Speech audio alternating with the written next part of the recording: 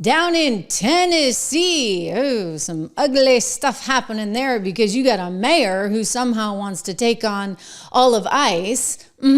Yep, this mayor of Nashville is running up against a little problem, though. You see, he wants to take a look at him there with the glasses on. He wants to make sure that ICE can't get its hands on any illegal criminals that are in the city of Nashville. The problem is Representative Ogler, he's the other guy in that shot. You know, he's the representative from the Nashville, Tennessee area, and he's saying, no.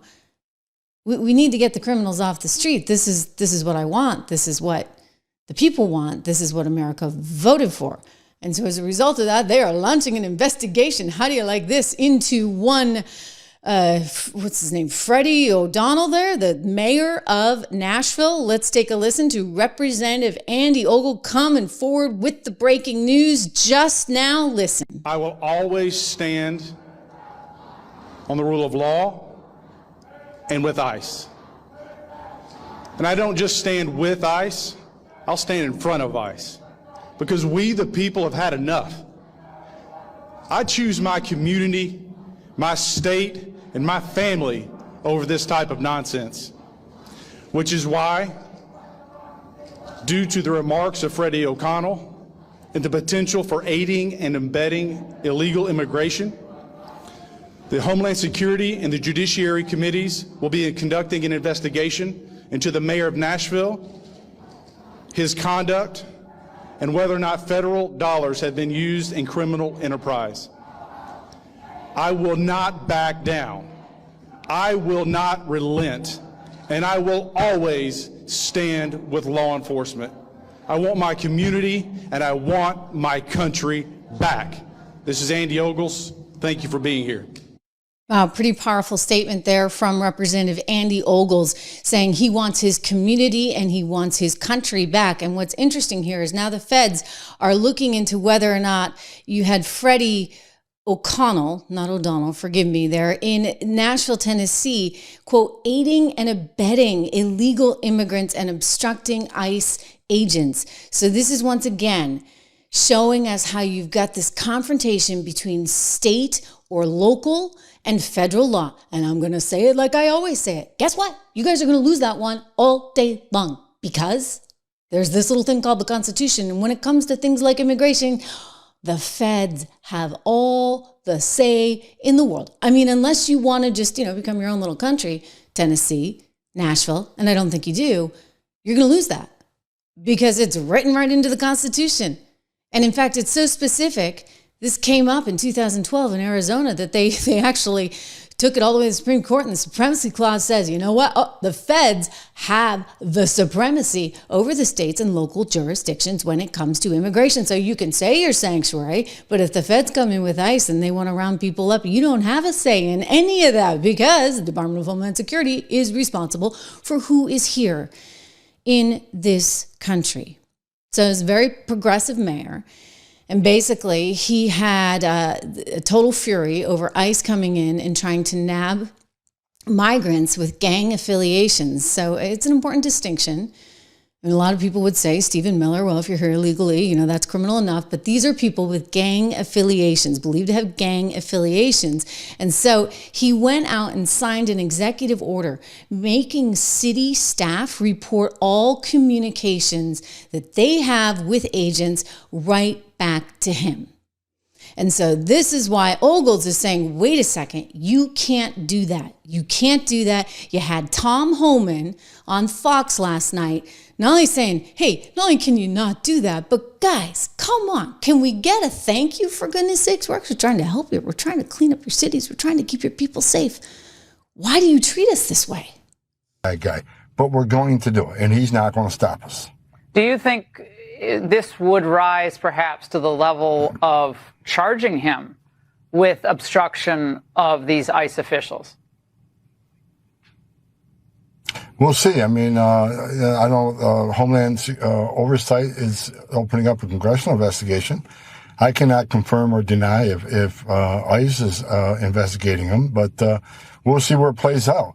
And it isn't just what he says, is what he does. So I plan on going to Nashville in the near future, and I said that from day one that we're going to hit every sanctuary city. Everybody that wants to push back against ICE, we're going to pay a lot of attention to them, because why? It's not a threat, but if you're going to support criminal aliens walking the street, then we know there's a problem there. We don't have that problem like Florida. We got Governor DeSantis 287G across the state. So we can spend less resources in Florida knowing we have a system to get criminal aliens in every jail in that state. But when we got places like Nashville who's pushing against us getting the bad guy, that's where we got to concentrate our resources to make those streets safer. He ought to be thanking ICE for arresting the criminal aliens they arrested. They arrested, as you said earlier, a sex offender, several people that are convicted of violent crimes, gang members, and illegal aliens that were deported many times before, which means now they're a felon. We made his streets safer. A thank you would be nice, not attacking the men and women of ICE. Are you going to meet with him? A thank you would be nice, right? Is it that hard? I mean, I remember a time when actually everybody agreed on this. We've played the sound. Obama, Hillary Clinton, Bill Clinton. Oh, you got all the way back to Dianne Feinstein saying we can't be the welfare state for Mexico. Okay, there used to be a time when actually Democrats believed in borders until, of course, Donald Trump came right down the escalator at Trump Tower in 2016 with his beautiful wife alongside him and his beautiful family. And he said, listen, we're going to roll the red carpet out for the immigrants that we want here. We are a country of immigrants, but we're going to get rid of the bad ones. And he made this his issue. And because it was his issue and they suffer from such severe TDS, all of a sudden now they became pro-open border. Oh, George Soros is having a party, right? This is nuts. It's nuts. And you know what? It's happening in Nashville, and it's happening in Chicago, and it's happening in Boston, and it's happening in California, and it's happening in New York. Pam Bondi, the DOJ, coming out and saying they are charging New York and Letitia James and the governor, Kathy Hochul, and the head of the DMV, because you cannot do what they're doing.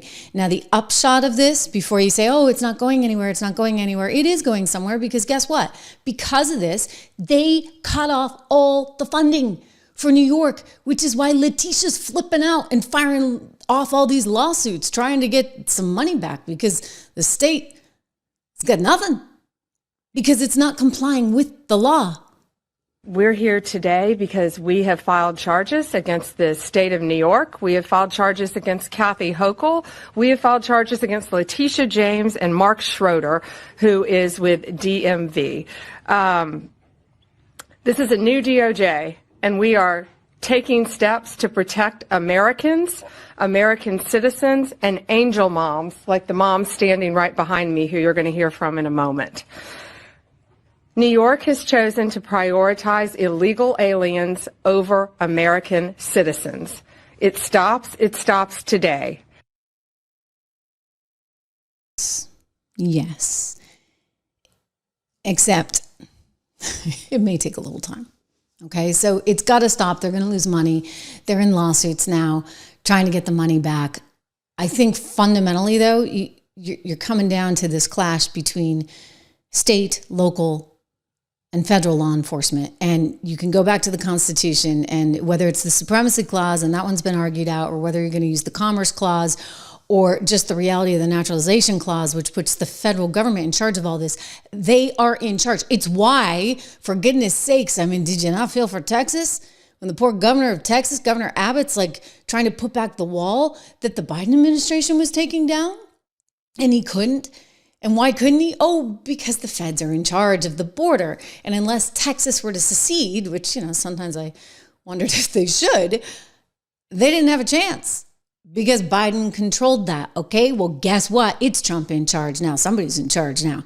And given that Trump is in charge and all of his people are in full-on agreement that we need a controlled border, that's not asking for much. Just have some border patrol and some control over it, and do things the right way. Well, because of that, they're carrying on like they are. And so when we talk about the potential for a civil war brewing in this country, I mean, that's it. That's it. I mean, they're the ones doing this.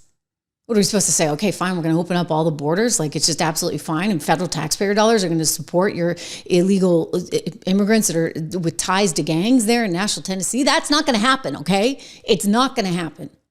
Certainly not under this president's watch. You're getting Trish Regan's Irish up. Remember to subscribe, share, like, all that good stuff.